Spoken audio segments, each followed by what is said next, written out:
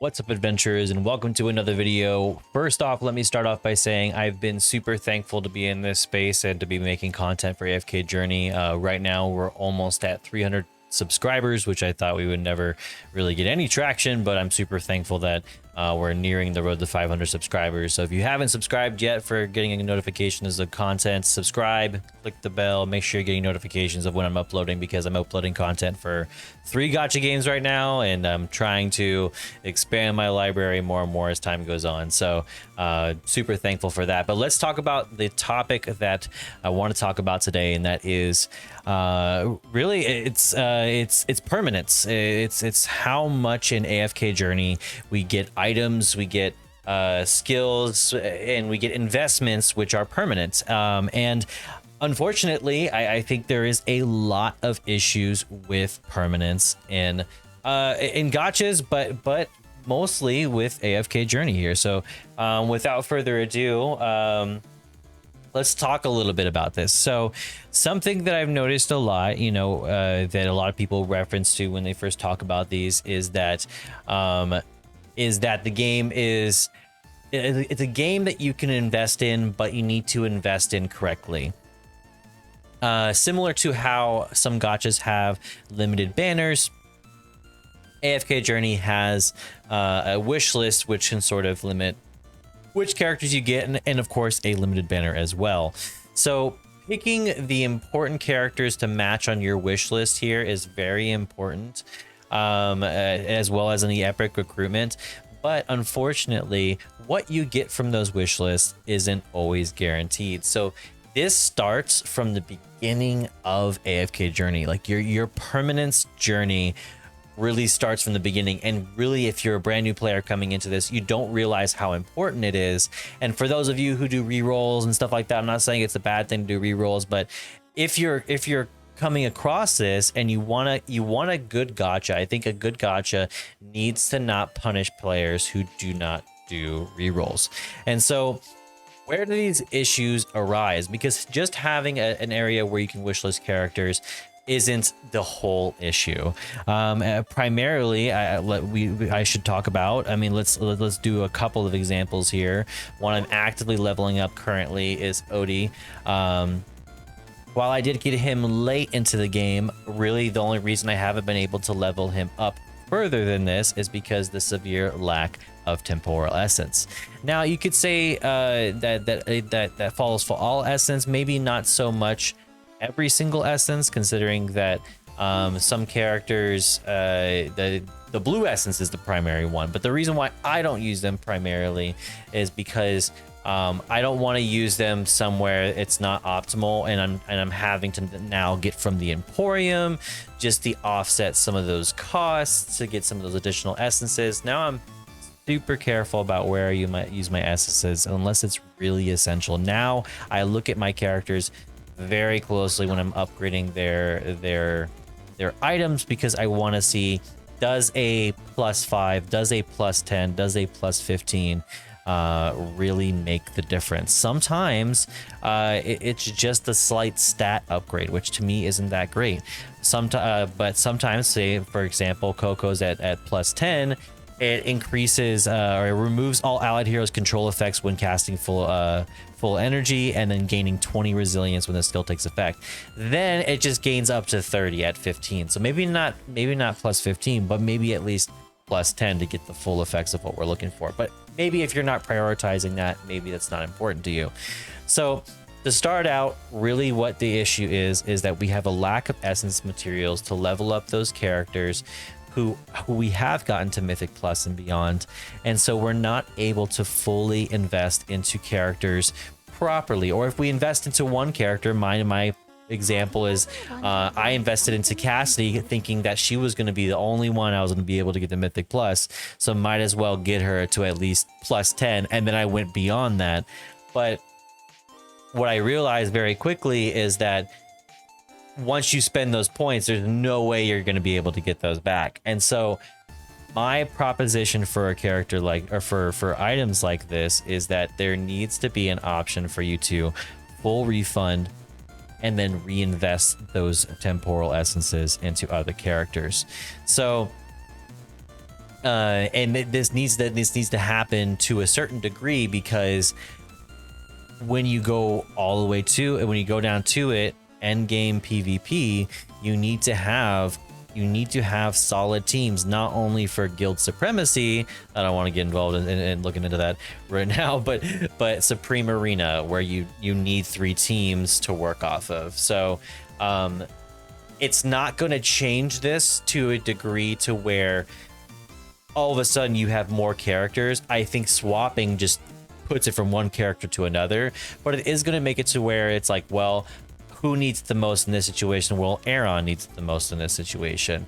Who needs it the most in this situation? Well, Odie does. Odie's my main carry of this team. Who needs it the most in this situation? Well, for the most part, you could say that Cicia is the main carry of this team. So I think it would be a really great addition to the game, especially coming into a new season, that we would have the ability to reinvest those temporal essences if there's not going to be more essences acquired. Because frankly, the main way to acquire essences, I mean, we can go straight to it here. The main way to acquire these essences is through Dream Realm, and there's not really anything else. Trial of Abyss isn't available, so that's not real. And Dream Realm, now you can do really well in Dream Realm and get higher rankings. I have been getting better rankings, and I hope to get even better rankings. But I've said this before, that the amount I get daily is 1. And then if I'm top ranked, I only get 4. So it's not really that much that I'm working with here. So I'm really hoping that this can be, if not increased, that we're able to reinvest those points into proper ones. That way people have room to experiment and try things out, see how far they should take their investments before investing into a different character. I think it offers a lot of opportunities there. So okay, so maybe you're thinking then, well, this only applies to people Mythic Plus and beyond. You should know what you're doing by then. I would argue that's not the case. Even if you go all the way back to Legendary Plus, getting these abilities unlocked, I would say at least at level 1 is important, because I mean, 12% attack during battle is decent, but level 2 and 3 for a lot of characters, that's not necessarily the case. And while it's only your low level essences, these are still points where if you invest in the wrong characters who don't necessarily need it, say your non-DPS characters, or your maybe your non-tanks. Not every character is built evenly with this. For example, this one, it offers increased attack, and then 3 or more summon allies, it's even more. So some of these are complex, and some of these are just very basic, like a stat increase. But even to this level, this early in the point in the game, people are either properly or improperly investing, and so it goes all the way back to points like this. So I think that another thing that's really important to realize is that not all characters as well, when you're going from something from like from legendary to mythic, is 18 copies here. You have mythic to supreme, which is 20 copies, and 200 acorns on top of that. And so you have people investing almost more than double of what they previously invested to get to those points. But that basically funnels and very much condenses your ability to where you spend your resources into one character. Imagine you do some or part or all of that into the incorrect character. So I think in reinvesting those points into the proper characters is something that I think would be a great opportunity to not just experiment, but also to give people those wiggle rooms there. So we talked about wish list a bit.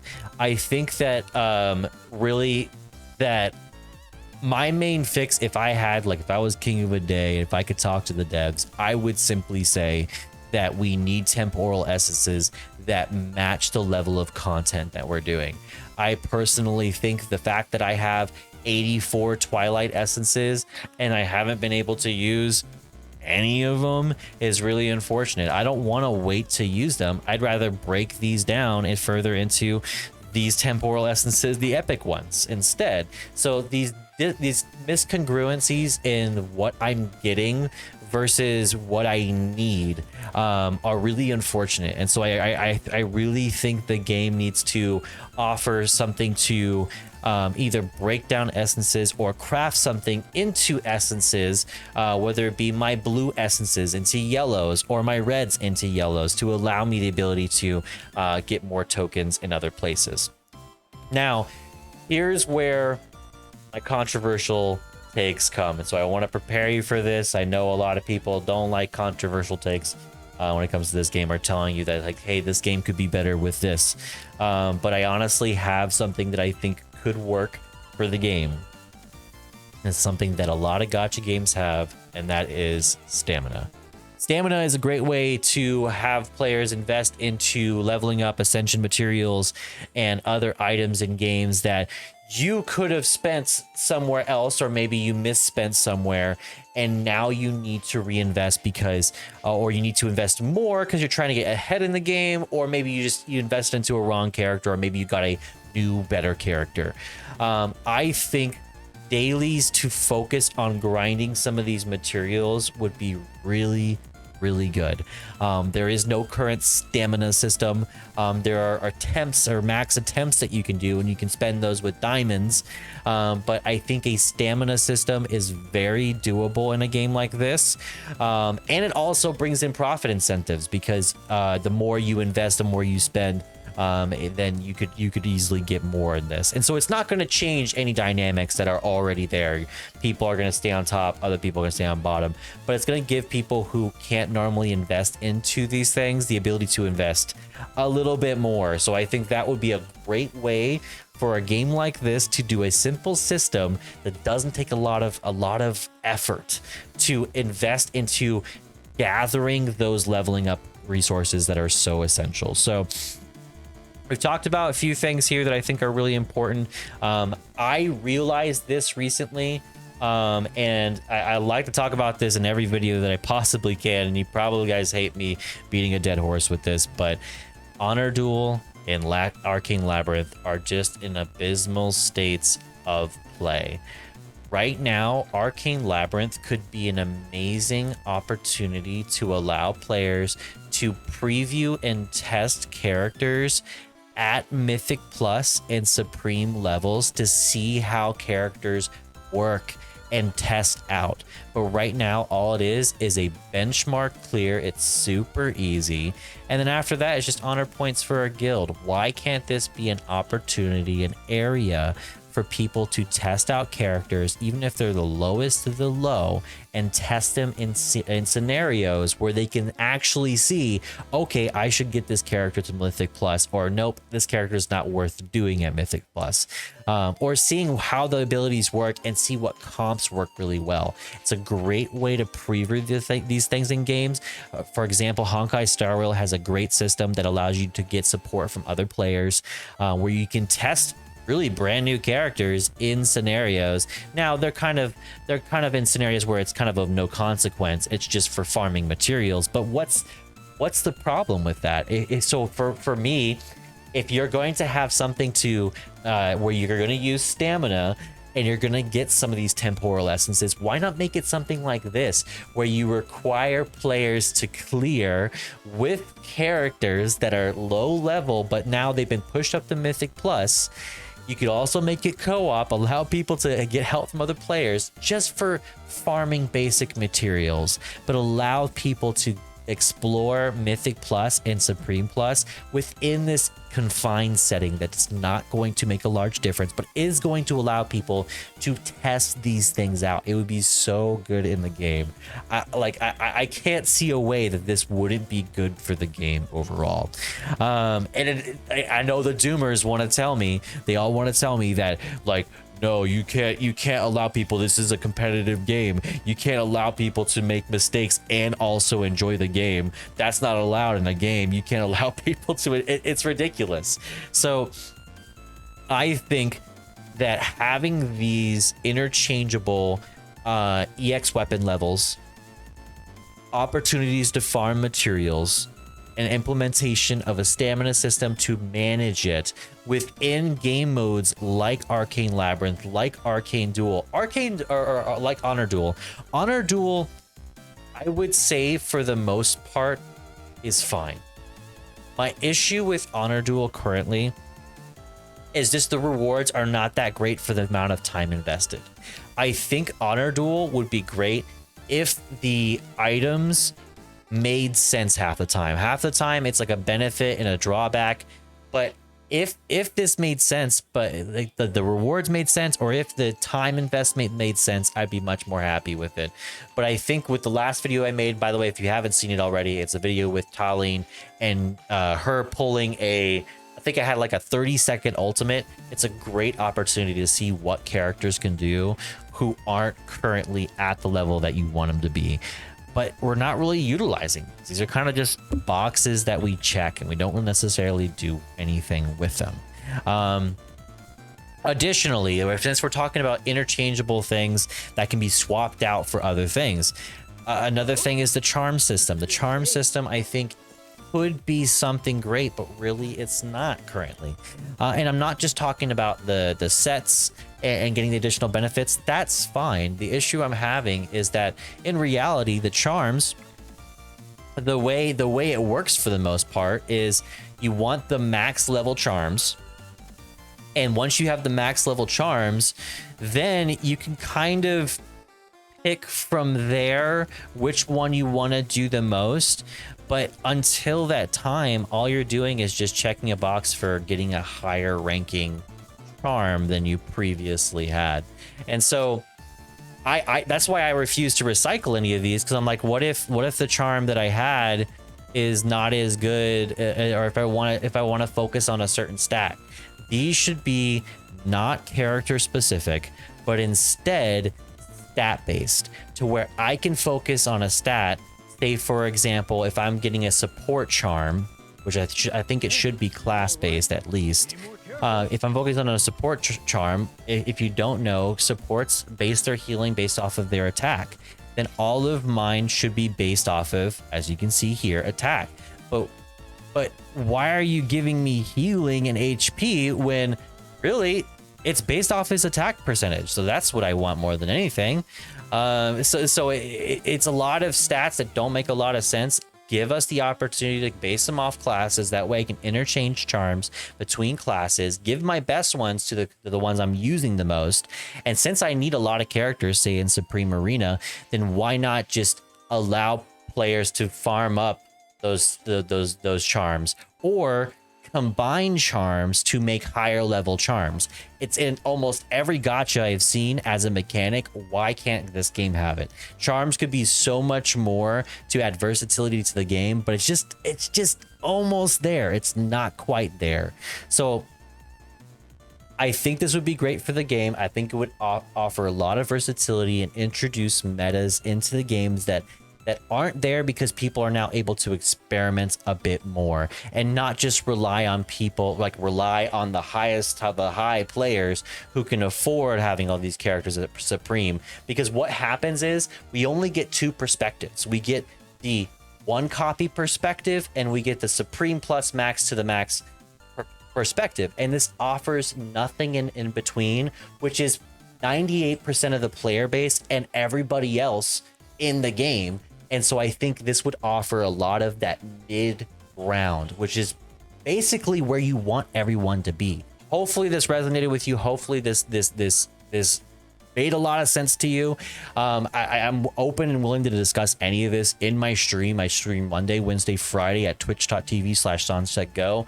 A little update for those of you who haven't been on the stream. I am having surgery soon, so some of my videos, or maybe all of my videos, I probably won't be doing face cam for a bit, but I will try to at least put out content in the stream. We are playing Zenless Zone Zero, Wuthering Waves, Honkai Star Rail, and AFK Journey. So we are filling up our plate, but I like to make content in AFK Journey a whole lot, because there's a lot of opportunity for this game to grow. So once again, like the video, subscribe to the channel, get us up to 500 subs so I can monetize that channel. It would mean a lot to me. And as per always, may fortune favor your journey, and I'll catch you in the next one. Peace.